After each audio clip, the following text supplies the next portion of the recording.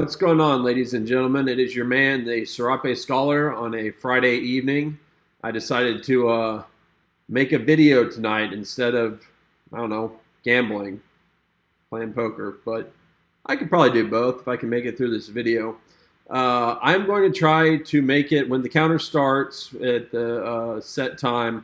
I'm going to make it in 5 minutes or bust. If I don't make it in 5 minutes, I'm going to re-record the video. And if it's impossible to do it in 5 minutes, then I'm going to have to reconsider life itself. That's a joke. So there's the Serape Scholar creepy mascot man. So shout outs. So shout out to my advice givers. People have told me kind of how to format, what to do. Really appreciate y'all's advice. Second, subscribers. I think there's 4, maybe 5 now. So really appreciate y'all subscribing to my channel. I know it's just another voice in the maelstrom of content providers. And third, last but not least, the viewers like you. Really appreciate y'all. Thank you for watching this. So, disclaimer. The opinions expressed herein are expressly those of the Serape Scholar. The Serape Scholar is a fictional character. So you're going to have to ask yourself, is truth stranger than fiction? Yeah, good question. So, the audience for this episode is any American consumer producer, and generally speaking, if you're worth your salt, you are above the age of 18 or even 16 or whatever you start working in America, this is for you. This is also for anyone concerned about the transition from owning to renting things. And thirdly, it's anyone concerned about Agenda 2030. Agenda 2030 is the liberal global elite's plan. It's basically like their utopia idea. Nobody will be hungry. Nobody will be fighting. You know, there'll be peace and plenty. And already we can see some of the disastrous effects of their agenda. All right, so here we go. I'm going to start this 5-minute counter, and I'm going to try to get through it in 5 minutes, man. All right, so the video contents. First, I'm going to show you a brief clip. I'll put the rest of the clip in the YouTube link in the description of the World Economic Forum. The World Economic Forum is, like I mentioned earlier, are those global elitist millionaire, billionaires, and as we'll kind of see, almost trillionaire status people. 2, the structure of the American economy. 3, the big boys. 4, the big boys analysis. 5, revisit the World Economic Forum clip.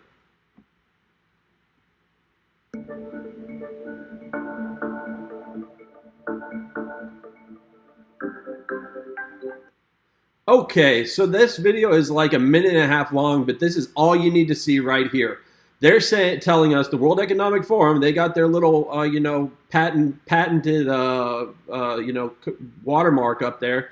They're telling us we'll own nothing and we'll be happy. I don't know, if I didn't own this computer and didn't rent this house and didn't own a car, I don't think I'd be happy. I'm not going to be happy with nothing. So here's how the structure of the American economy goes. So we, as U.S. consumers and producers, we output, we spend, which goes into what I call the U.S. economical industrial complex, Walmart, Target, grocery stores, etc.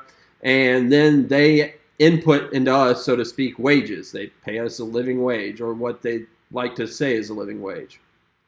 So the big boys, these are organizations, these are businesses, corporations that are worth trillions of dollars. And I put all the zeros for the effect. So BlackRock at number 1 is worth 9.43, Vanguard Group 7.6, Fidelity Investments 4.2, State Street 3.8, Morgan Stanley 3.1, JP Morgan Chase about an even 3 trillion. I capped it at 3 trillion, and there are a bunch at 2, I think, and it's not nothing. So the big boys, you add those numbers together, they are collectively worth $31.13 trillion.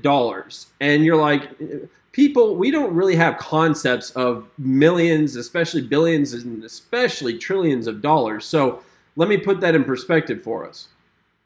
Compared to the American 2022 GDP, that's gross domestic product, that's everything that the economy produced, either goods or services. The 2022 GDP was 25.46 trillion. So Those guys collectively are worth about 5 trillion more than our entire production of last year. So, if you go to the World Economic Forum partners page, you can find all of these guys are named partners besides Vanguard Group. So what does that mean? That means that the result is that a cool $23.53 trillion is publicly working to undermine life as we know it in America. That's a lot of money. That's a lot of power. And that's people who don't have America's best interest in mind. They don't believe we're the greatest nation on earth. In fact, go back and watch the video, and the second thing you'll see is they say the U.S. won't be a superpower anymore. It'll be a collectivist of, several nations. Oh my God. And so here's the real structure of the American economy. We produce, and we get input, we get wages, and we consume, and then our output we spend. And then it's the U.S. economical industrial complex, but then the real people are the BlackRock, Vanguard, Fidelity, State Street, Morgan Stanley, J.P. Morgan Chase. All those, they own the American economy's behinds. And I'm going to edit out that word that I said so that it's not 18 plus. Okay. So do you think that they're paying us what we are worth? Or are they paying us just enough to get by so we can continue to contribute to their machine? Remember, by 2023, the elites of the world want us to own nothing and to be happy, to be barefoot and be happy about it, to not have a roof over our heads that we own and be happy about it. Would that make you happy? So in the end, what they're trying to make us is propertyless servant drones. So I appreciate you all watching, and I'm going to sign off now. And remember, thank you for watching, and have a magnificent weekend. Also, always remember, you look marvelous. You look absolutely marvelous. We all look marvelous.